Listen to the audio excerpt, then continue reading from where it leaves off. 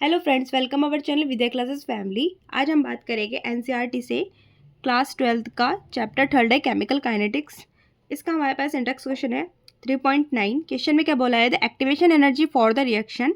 हमारे पास कोई रिएक्शन है, उसकी एक्टिवेशन कितनी दी है 209.5 kilojoule mole inverse at 581 kelvin. Calculate the fraction of molecule of reactant having energy equal to और ग्रेटर देन एक्टिवेशन एनर्जी। ठीक है, यानी कि हमें आप सब जानते हो कि जो रिएक्शन का रेट है सभी रिएक्टेंट मॉलिक्यूल पर डिपेंड नहीं करता। ठीक है, जिस रिएक्टेंट की जो एनर्जी है उसकी एक्टिवेशन एनर्जी या उससे ज़्यादा एनर्जी जिसकी हो वही क्या होगा, इफेक्टिव कोलाइजन में भाग लेता है। ठीक है, अब इसमें देखो, अगर हम जो मॉलिक्यूल्स का फ्रैक्शन ऑफ मॉलिक्यूल्स पूछा गया है, अगर उसकी बात करें हम, तो वो कैसे निकालेंगे हम उसको हम देखेंगे आर्हेनियस थ्योरी से। आर्हेनियस थ्योरी क्या दी थी, K is equal to A into E to the power minus E A upon R T.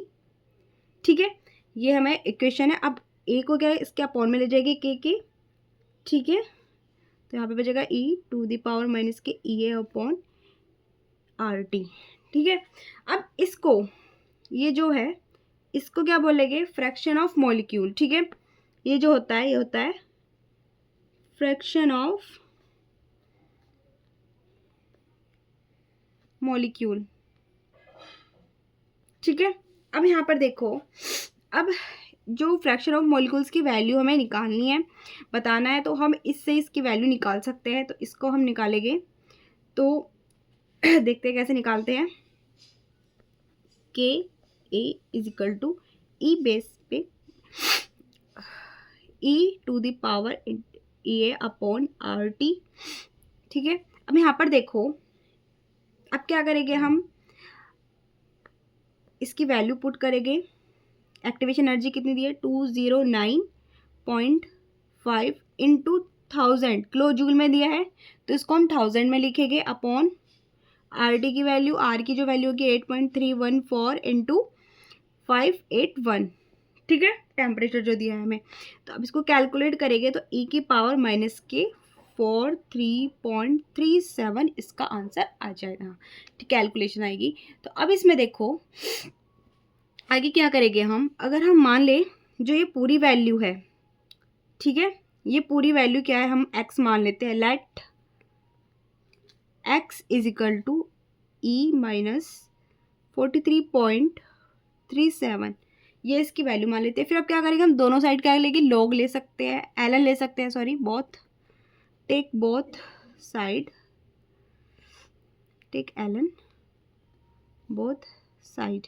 ठीक है, अब यहाँ पर देखो L N X is equal to L N E to the power minus 343.37।